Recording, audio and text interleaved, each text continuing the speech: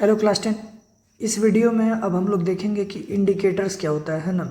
उम्मीद करते हैं कि इससे पहले वाला 2 वीडियो आप लोग देख चुके होंगे एसिड और बेस के बारे में अच्छे से, है ना। क्वेश्चन आंसर भी कर लीजिएगा। ये टॉपिक भी बहुत इंपॉर्टेंट है, इंडिकेटर्स। इंडिकेटर का रियल मतलब होता है हमारे डेली लाइफ में किसी चीज़ को जो इंडिकेट करे, है ना। हमारे गाड़ी में भी इंडिकेटर होता है, उसका काम है सिर्फ राइट और लेफ्ट को, गाड़ी मुड़ रहा है इस बात को बताने के लिए पीछे आने वाले व्हीकल्स को। अगर आप राइट मुड़ रहे हैं या लेफ्ट मुड़ रहे हैं उस हिसाब से आप अपना इंडिकेटर जला देते हैं ताकि किसी चीज़ को आप डायरेक्शन बता सके, आप उसके बारे में समझा सके किसी चीज़ को। तो यहाँ हमारा इंडिकेटर का मतलब है एसिड और बेस वाला इंडिकेटर। अगर कोई केमिकल आपको मिल जाए लैब में चेक करने के लिए कि वो एसिड है या बेस है, तो उसको आप चाट के तो चेक नहीं कर सकते, क्योंकि अगर उसको टेस्ट करके चेक करेगा कोई, अगर वो जहरीला निकला या जीभ जल गया तो फिर उससे दिक्कत है।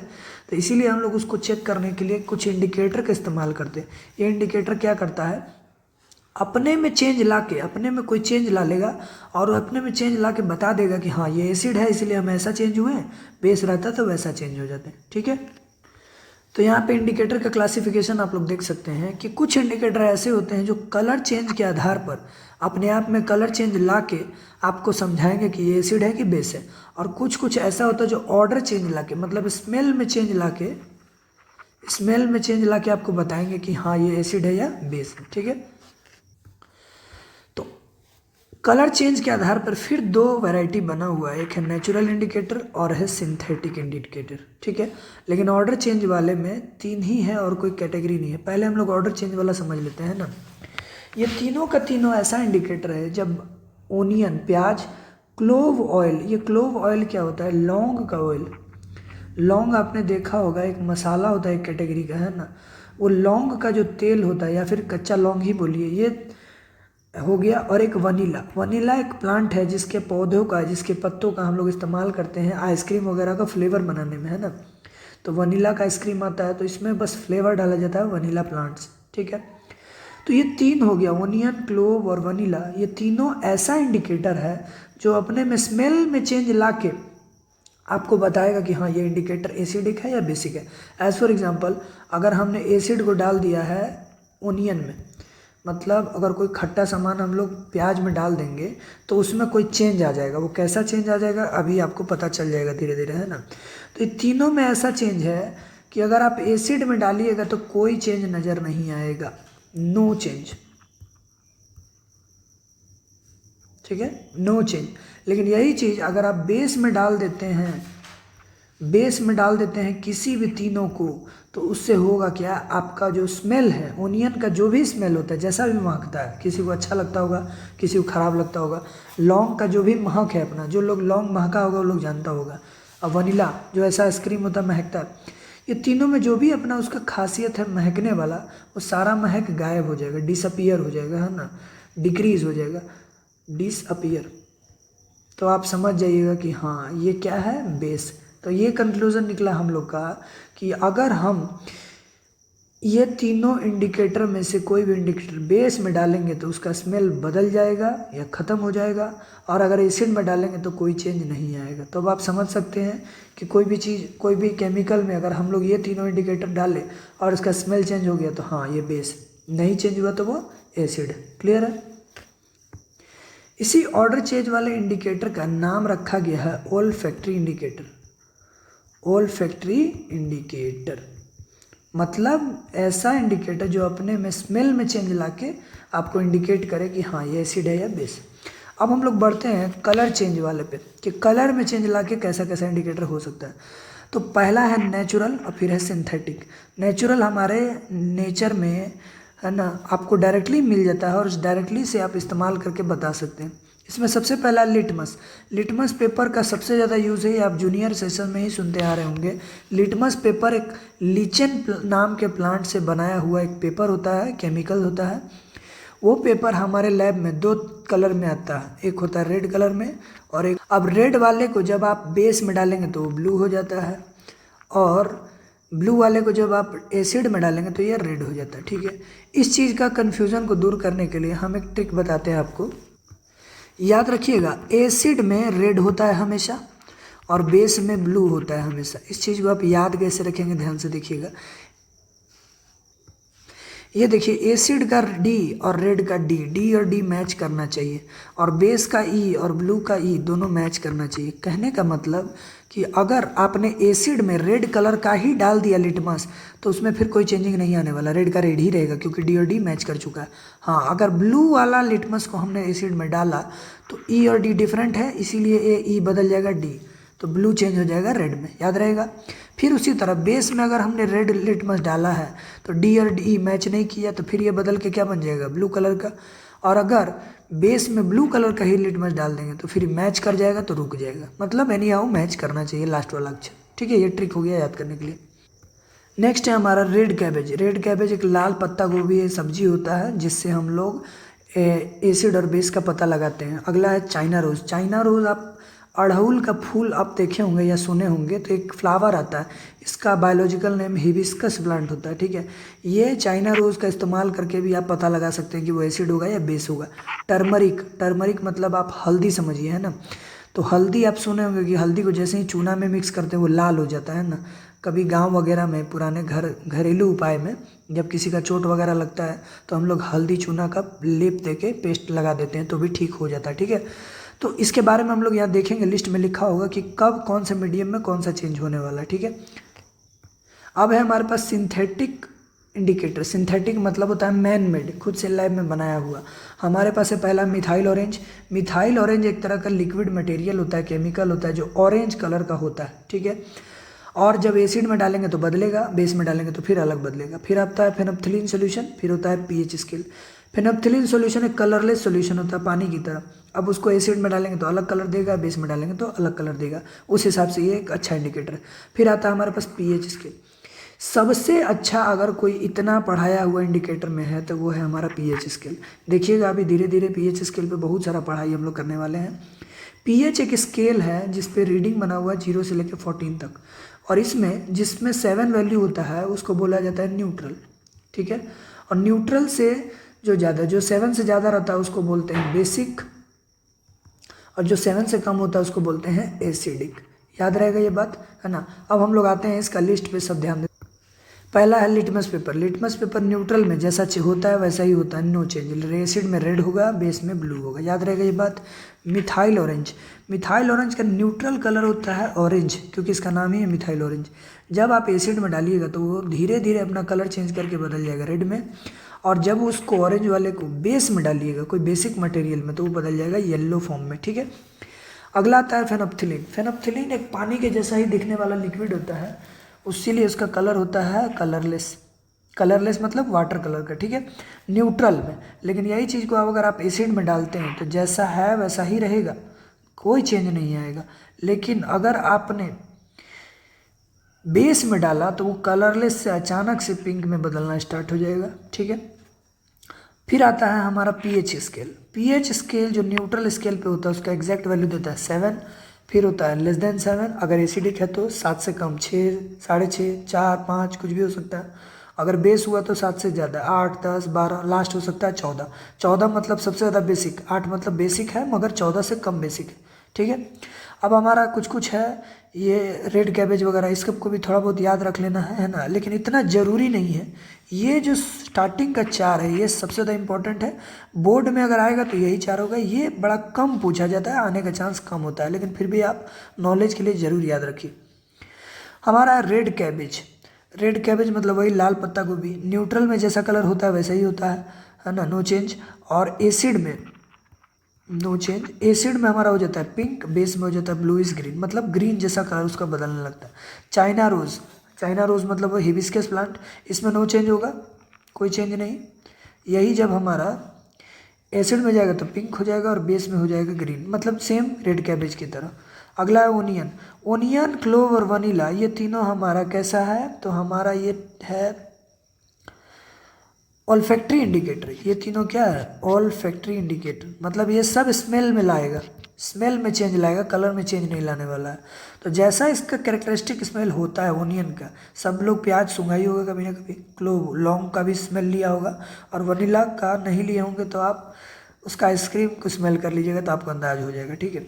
जैसा इसका स्मेल होता है वैसा ही रहेगा न्यूट्रल में और एसिड में भी, बस बदल कब जाएगा, बदलेगा आपका बेस में, तो जैसा भी प्याज का स्मेल होता है वो बदल जाएगा, कम हो जाएगा, इसमें भी कम हो जाएगा, इसमें भी कम हो जाएगा, तो समझिएगा क्या हो, बेस। ये पूरा आपका हो गया इंडिकेटर के बारे में।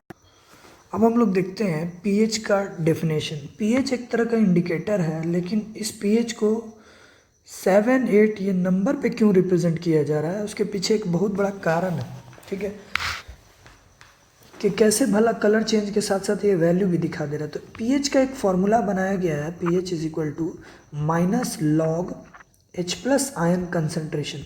अब ये क्या है, लॉग वगैरह हर चीज़ आपको नया दिख रहा होगा, तो फिलहाल के लिए क्लास 10 के लिए आप इसको इतना ही अगर याद रख ले तो बहुत है। ऐसे ये सब पूछता नहीं है ना, ये आपको क्लास 11 में केमिकल इक्विलिब्रियम में पढ़ाया जाएगा, ये सब बात है ना, एक चैप्टर आएगा। अभी आपको इस सब के बारे में नहीं जानना है, लेकिन एनसीईआरटी में दिया भी नहीं होगा, और अगर आप साइड बुक सृजन या चंद का देखेंगे तो ये सब मिल सकता है इसमें, ठीक है। तो इसका वही डेफिनेशन है पीएच स्केल का, it is the negative logarithm of H+ ion concentration, ठीक है।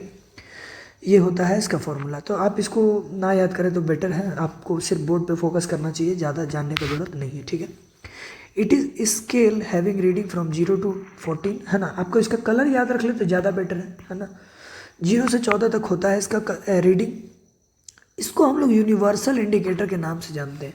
अब ये यूनिवर्सल इंडिकेटर क्यों बोला जाता है, इसके पीछे सवाल है ना, कि क्यों ये बाकी सारे इंडिकेटरों से ये सबसे ज़्यादा इम्पोर्टेंस इसका है। तो इसके पीछे एक लाइन में मैं बताऊं तो आंसर ये है कि ये एसिड और बेस किसी भी चीज़ का ये बताने का शक्ति रहता है। यहाँ तक कि अगर आप पानी आप इस पे डाल देंगे तो पानी का ये पीएच बता देगा, पानी में मिट्टी डाल के बता देगा, पानी में मिट्टी अगर आपने डाल दिया और इस पीएच स्केल में डालेंगे तो उसका भी ये रीडिंग बता देगा। किसी भी चीज़ का ये बताने का शक्ति रखता है ना। बाकी दुनिया में जो भी इंडिकेटर है वो किसी के लिए लागू होगा, किसी के लिए लागू नहीं भी हो सकता है, हर चीज़ के लिए लागू नहीं है, लेकिन ये हर चीज़ के लिए लागू है, इसीलिए इसका नाम पड़ा है यूनिवर्सल इंडिकेटर, है ना। यहाँ पे एक सवाल भी है, importance of pH in our daily life, या फिर how pH scale is more important than other indicator. तो हमारा आंसर ये है, it detects any solution either acidic, basic और न्यूट्रल। ये किसी भी सोल्यूशन को बता सकता है एसिडिक है, बेसिक है या न्यूट्रल है। ये एसिडिक बेसिक के साथ उसका स्ट्रेंथ भी बताता है, अगर एसिडिक है तो कितना एसिडिक है। जैसे कि 2 पीएच का सॉल्यूशन मिला हम लोग को, एक का पीएच मिला 2, एक का पीएच मिला 5, तो जाहिर सी बात है जो पीएच 2 वाला होगा वो ज़्यादा एसिडिक होगा किससे, 5 से। हालांकि एसिडिक तो दोनों है, लेकिन ज़्यादा एसिडिक कौन होगा, 2 वाला होगा। अगला, it is applicable for all types of solution, ये सबके लिए एप्लीकेबल है। It decide the range of pH of any solution that is used in our daily life. ये सबसे बड़ा इंपॉर्टेंट पॉइंट है। हमारे लाइफ में हर चीज़ का, हमारे बॉडी के अंदर, हमारे ब्लड के अंदर, अच्छा मिट्टी का पीएच, मिट्टी के पीएच के आधार पे प्लांट उगता है, कोई भी पौधा उगता है, फ्रूट उगता है, सब्जी उगता है। तो किस फसल के लिए कितना पीएच होना चाहिए, हमारे ब्लड में कितना पीएच होना चाहिए, हमारे इस पेट के स्मॉल इंटेस्टाइन में कितना पीएच होना चाहिए, हमारे दांत में कितना पीएच होना चाहिए, तो हर चीज़ का एक रेंज बांटा हुआ है, वो इस पीएच स्केल से ही नापा जाता है। क्लियर। आगे हम लोग क्वेश्चन आंसर देखेंगे पीएच स्केल पे बेस्ड, है ना। ये जितना भी सवाल इसमें हम लोग करेंगे यहाँ पे कंफर्म है कि ये आना ही आना है, हर साल यहाँ से क्वेश्चन आता ही आता है, ठीक है। अब इसका क्वेश्चन आंसर स्टार्ट करने से पहले हम एक बात थोड़ा समझा देना चाहते हैं कि जैसे हमारे डेली लाइफ में बहुत सारे बीमारी होते हैं, है ना। तो कुछ बीमारी का इलाज ऐसा है कि एक बार आप उसका ट्रीटमेंट करा ले, दवा खा ले तो ठीक हो जाता है, फिर बाद में प्रॉब्लम नहीं करता है। लेकिन कोई बीमारी ऐसा है, जैसे शुगर और बीपी का, एक शुगर बीमारी है और एक बीपी का बीमारी है, ब्लड प्रेशर का।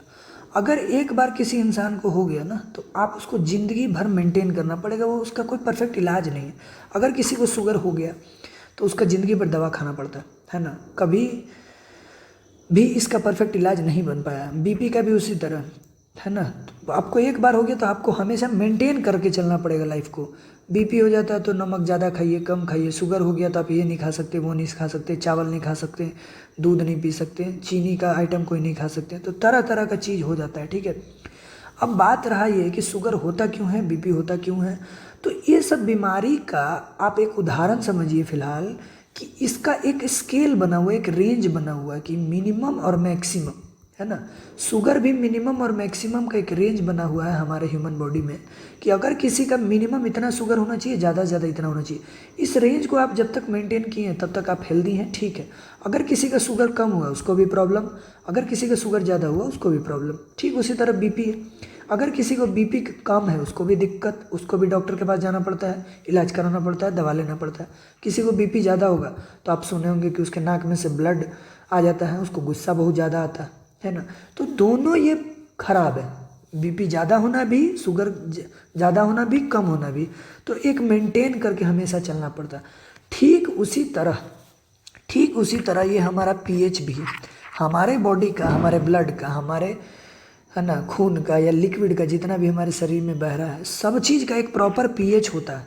उस पीएच को आपको ज़िंदगी भर मेंटेन करना पड़ता है। अगर कहीं कम हुआ, कहीं ज़्यादा हुआ तो फिर एक नया प्रॉब्लम क्रिएट हो जाता है, ठीक है। तो ये जितना भी सवाल है हमारा पीएच स्केल पे यही समझाया जाएगा कि पीएच को मेंटेन करके कैसे रखना है, कभी ज़्यादा कभी कम, है ना। अगर ज़्यादा हो गया है तो उसको फिर कम करना है, कम हो गया तो उसको ज़्यादा करके ठीक करना है, ठीक है। पहला सवाल है pH of fresh milk is 6। Fresh milk का पीएच होता है 6, कहने का मतलब ये हल्का सा एसिडिक होता है ना। अब आप लोग सोच रहे होंगे दूध हम लोग बचपन से पी रहे सर, आज तो एसिडिक नहीं लगा। तो पीएच जितना 6 वाला होता है, ये इसका मतलब ये नहीं कि बहुत ज़्यादा खट्टा है, आपको नींबू की तरह लगने लगेगा, ठीक है। ये हल्का सा खट्टा होता है, इतना कि आपको पता नहीं चल पाता है। तो फ्रेश मिल्क का पीएच होता है 6। बताइए explain how its pH change when it changed into curd. जब दूध से दही बनता है तो इसका पीएच कैसे बदल जाता है वो आपको समझाना है, ठीक है। तो हम लोग जानते हैं कि दूध खट्टा लगे या ना लगे, अधिकतर तो नहीं लगता, लेकिन हमको दही तो ज़रूर खट्टा लगा, ठीक है।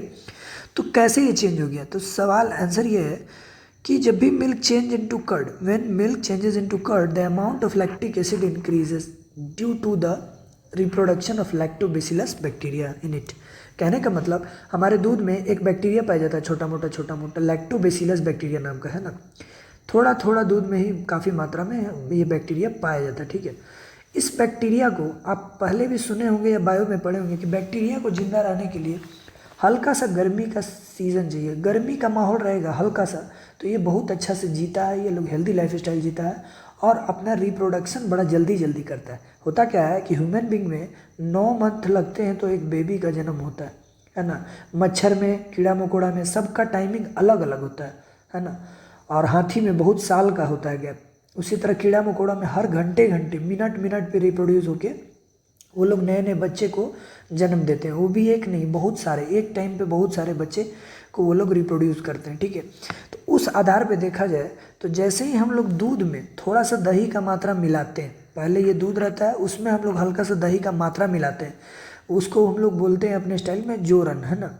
तो उसमें क्या होता है, दही का थोड़ा सा मात्रा में हमारा लैक्टोबैसिलस बैक्टीरिया पाया जाता है। वो बैक्टीरिया जाता है दूध में और अपने अच्छे माहौल के कारण वो रिप्रोड्यूस कर करके बहुत सारा जनसंख्या बढ़ा लेता है कुछ ही घंटों में, 7-8 घंटों में ये पूरा का पूरा उन लोग का जनसंख्या बढ़ जाता है। अच्छा, ड्यूरिंग रिप्रोडक्शन जब ये रिप्रोड्यूस करते हैं बैक्टीरिया तो उनके शरीर से एक एसिड रिलीज होता है, उसी एसिड का नाम है लैक्टिक एसिड, ठीक है, जो हम लोग को खाने में खट्टा लगता है, ठीक है। तो आप देखे होंगे 7 से 8 घंटा के बाद दही आपका जम जाता है और दही जमने के बाद खट्टा होने लगने लगता है। क्या होगा अगर हम लोग दही को छोड़ देंगे 2-3 दिन तक, तो आप देखे होंगे दही को अगर 1 दिन 2 दिन छोड़ दिया जाए तो ये आगे चल के और भी खट्टा हो जाएगा। मतलब उसका रिप्रोडक्शन उधर से स्टार्ट, उसके बॉडी से और भी एसिड निकलते जा रहा, तो धीरे धीरे इतना एसिड निकल जाता है कि वो दही सड़ने लगता है फिर, है ना। अब उसके बाद है कि इस दही को अगर 1 दिन के लिए जमा लें हम लोग तो उसको बचा के कैसे रखा जाए। तो उसको बचाने का स्टाइल क्या है कि फ्रिज में आप उसको रख दीजिए। फ्रिज में क्या होता है, उसका टेम्परेचर बड़ा कम होता है। टेम्परेचर कम होगा तो बैक्टीरिया जिंदा नहीं रह पाएगा, और जिंदा नहीं रह पाएगा तो अच्छे से रिप्रोड्यूस नहीं कर पाएगा। तो नॉर्मल दिन के मुकाबले फ्रिज में ज़्यादा देर तक टिक जाता है। यही है इसका आंसर, है ना। अच्छा, जब ये दूध से दही में बनता है इसका एसिडिक का मात्रा बढ़ने लगता है और एसिडिक बढ़ेगा तो उसका पीएच क्या हो जाता है, घटने लगता है। एग्जैक्ट तो नहीं बोल सकते आप लोग, क्योंकि आप कोई 7 घंटा के बाद दही खा रहा है, कोई 12 घंटा के बाद, है ना। तो इसीलिए इतना पता है कि <6 हो जाएगा उसका पीएच, है ना। इतना ही आंसर आपको लिखना है। अब हम लोग देखते हैं second number question. Tooth enamel is one of the hardest body part. मतलब दांत का जो मसूड़ा वाला जड़ होता है या दांत होता है पूरा का पूरा, उस पूरे बॉडी में सबसे हार्ड पार्ट वही है, हार्डेस्ट पार्ट। इसके बावजूद भी it undergoes decaying by eating chocolate और फैटी ऑयल और एनी सब्सटेंस। कहने का मतलब दांत जैसा हार्ड चीज़ भी मात्र एक चॉकलेट वगैरह खाने से भी सड़ने लगता है। ठीक है, एक्सप्लेन वाई। आप सोच रहे होंगे इस सवाल का पीएच से क्या रिलेटेड है, बिल्कुल रिलेटेड है ना। आइए समझते हैं क्यों। जब भी हम लोग चॉकलेट खाते हैं तो चॉकलेट होता है शुगर से बना हुआ और फैट से बना हुआ। चॉकलेट में ज़्यादातर क्या पाया जाता है, शुगर और फैट। ठीक है, अब ये शुगर और फैट ऑयली सब्सटेंस बन जाता है, ऑयली सब्सटेंस ही होता है ना फैट। अब इसमें सबसे ख़राब क्या है कि आप स्टिकी चॉकलेट होता है, चॉकलेट हमेशा चिपकने वाला चीज़ होता है, तो जब भी आप खाएंगे तो दांत में वो पक्का चिपक ही जाएगा। अगर आप रोटी दाल सब्जी ये सब खा रहे तो ये सब नहीं चिपकेगा, लेकिन ये स्टिकी होता है ना। तो ये सब इक्लेयर्स वगैरह का टॉफ़ी अगर पहले मिलता था जो खाएंगे बहुत ज़्यादा स्टिकी होता था, तो दांत में चिपक जाता, पकड़ लेता जोर से। अगर वो खाया आदमी और खाने के जस्ट बाद तो ब्रश नहीं करेगा तो कुछ देर तक फंसा रह जाएगा, फंसा रह जाएगा। तो फंसते फंसते वो फैट हमारा टूटने लगता है फैटी एसिड में। फैट क्या चीज़ में टूटेगा, फैटी एसिड में। अब ये एसिड आया यहाँ पे ना, अब ये एसिड हमारे दांत को धीरे धीरे धीरे धीरे क्या करेगा, डीकम्पोज करेगा to our teeth and then decompose into fatty acid due to its corrosive nature. Fatty acid का कोरोसिव नेचर होता है, कोई भी एसिड का कोरोसिव नेचर होता है, मतलब जला के बर्बाद करता है या धीरे धीरे उसको सड़ाने लगता है। तो डिकेइंग नेचर के कारण हमारा जो टीथ है वो सड़ना स्टार्ट हो जाता है। यही है इसका आंसर। ठीक है, नेक्स्ट तीसरा नंबर क्वेश्चन है, a person rub his skin while with baking soda if ant or bee sting on that part of skin. अगर किसी इंसान को स्किन पे मधुमक्खी या लाल चींटी काट ले तो ऐसा बोला जाता है कि बेकिंग सोडा रगड़ लीजिए, है ना। बेकिंग सोडा क्यों रगड़ने बोला जाता है, इसके पीछे क्या रीज़न है थोड़ा समझते हैं। तो एंट और बी स्टिंग, जो भी स्टिंग होता है उन लोग के डंक में एसिडिक नेचर होता है, मतलब फॉर्मिक एसिड पाया जाता है। फॉर्मिक एसिड हमारे शरीर का सेल जो होता है वो बर्दाश्त नहीं कर सकता, उन लोग को आदत नहीं है इतना एसिडिक मीडियम में, तो ये जलने लगता है। तो जलने लगता है तो आदमी को इरिटेट हो जाता है और परेशान हो जाता है। तो उसके लिए ऐसा कहा जाता है कि बेकिंग सोडा अगर हम लोग रगड़ लेंगे, बेकिंग सोडा एक्चुअली एक तरह का एंटासिड, एंटासिड मतलब बेसिक नेचर का होता है। अब इसके बेसिक नेचर के प्रभाव के कारण ये हमारे जहाँ डंक मारा हुआ छोटा सा छेद होगा वहाँ पे चला जाता है हल्का सा, और जाके उसको न्यूट्रलाइज करता है। क्या करता है, न्यूट्रलाइज। एसिड का जो स्ट्रेंथ होता है उसको, एसिड का प्रभाव को कम करता है बेस डाल के। तो हमारा न्यूट्रल होने के कारण हमारा सेल जो होता है जलना बंद हो जाता है, हम लोग को जलना महसूस नहीं होता है, अब हम लोग कंफर्टेबल फील करने लगते हैं। ठीक है, यही है इसका आंसर। अगला है 4 number, what do you think will be the pH in stomach of a person suffering from indigestion. अगर किसी को खाना इनडाइजेस्ट किया है, मतलब पचा नहीं है, अच्छे से पच नहीं पाया है, अब नहीं पचने का कारण बहुत सारा हो सकता है, तो यहाँ पे हम लोग ये समझ के चलेंगे कि खाना का इनडाइजेशन होने के कारण, है ना, एक पर्सन को कैसे ठीक किया जा सकता है ना, इनडाइजेशन के बाद। तो इनडाइजेशन होने का मेन रीज़न जो हमारा होता है वो होता है एसिडिटी। क्या होता है, एसिडिटी। पेट में एसिडिटी होने का मतलब होता है खट्टा डकार आना। ये कब होता है, जब हम लोग कभी कभार ज़्यादा ऑयली फूड खा लेते हैं, है ना। अक्सर होली के बाद खाते हैं तो आप देखिएगा खट्टा डकार आते हैं, या फिर पार्टी में बहुत ज़्यादा जब हम लोग खा लेते हैं तो पेट हमारा एसिडिटी हो जाता है, खट्टा डकार आने लगता है अगले सुबह, है ना। तो हम लोग को घर में राय दिया जाता है कि हम लोग को क्या कर लेना चाहिए, इनो पी लेना चाहिए।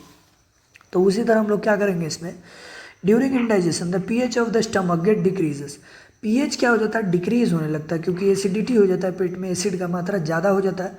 ऑयल और फैटी सामान खाने से टूट जाता है, डिकम्पोज होकर फैटी एसिड में। एसिड क्या करता है, स्टमक का पीएच को डिक्रीज कर देता है। अब उसका पीएच 7 से कम हो चुका है, 6 से कम हो चुका है, मतलब जितना भी पीएच होना चाहिए हमारे शरीर में वो गड़बड़ हो चुका है। अब गड़बड़ होगा तो पूरा सिस्टम गड़बड़ हो जाएगा, तो आपके शरीर को थोड़ा सा अनकंफर्टेबल फील होना स्टार्ट हो जाएगा, डकार आने लगेगा, पेट गुड़गुड़ करने लगेगा, तरह तरह का चीज़ होने लगेगा। तो इस चीज़ से रिलीफ, आराम पाने के लिए हम लोग क्या करते हैं, a person uses antacid. Antacid मतलब होता है एसिड के जस्ट उल्टा प्रभाव करने वाला। तो एसिड का जस्ट उल्टा क्या होगा, बेस होगा। तो यहाँ पे बेस का मतलब ये नहीं है कि आप कोई भी बेस खा लें, चूना भी बेस होता है, साबुन भी बेस होता है। तो ऐसा तो नहीं है कि किसी को अगर एसिडिटी हुआ तो वो साबुन घोर के पी लेगा, ऐसा नहीं हो सकता। इसीलिए वही पर्टिकुलर बेस हम लोग डालते हैं पेट में जो अंदर जाके कोई हानिकारक वाला चीज़, पॉइजनस चीज़ ना बना दे कि ठीक करने के बजाय उल्टा और उसको प्रॉब्लम क्रिएट कर दे, है ना। तो पर्टिकुलर बेस डालेंगे, वो पर्टिकुलर बेस हमारा होता है एंटासिड। और एंटासिड हमारे लिए दो ही एग्जाम्पल आपको याद रखना, वो है MgOH whole twice, milk of magnesia, और है हमारा NaHCO3। इसका नाम है बेकिंग सोडा और इसका नाम है मिल्क ऑफ मैग्नीशिया। ये हमारा पाया जाता है इनो में और ये हमारा पाया जाता है टैबलेट्स वगैरह में, या फिर आप मीठा सोडा भी पी सकते हैं। मीठा सोडा भी यही होता है, बेकिंग सोडा, ठीक है। अगर किसी को एसिडिटी हुआ तो आप मीठा सोडा घर में पी लीजिए या फिर इनो पी लीजिए। ये दोनों एक बेस है, बेस जाके ठीक कर देगा और हमारे बॉडी में कोई साइड इफेक्ट नहीं होगा, ठीक है, क्लियर। अगला सवाल देखेंगे हम लोग 5 number, how does N antacid work. तो इसका आंसर तो आपको यहीं पे हम समझा चुके हैं इसके 4 नंबर वाले सवाल में। एंटासिड का काम है क्या, एंटी एसिड से बना हुआ है ये वर्ड, एंटी मने उसका जस्ट अपोजिट। ये एक तरह का ग्रुप होता है माइल्ड बेस का। अब ये माइल्ड वर्ड का मतलब है कमज़ोर, माइल्ड वर्ड का मतलब है कमज़ोर बेस, है ना, वीक बेस।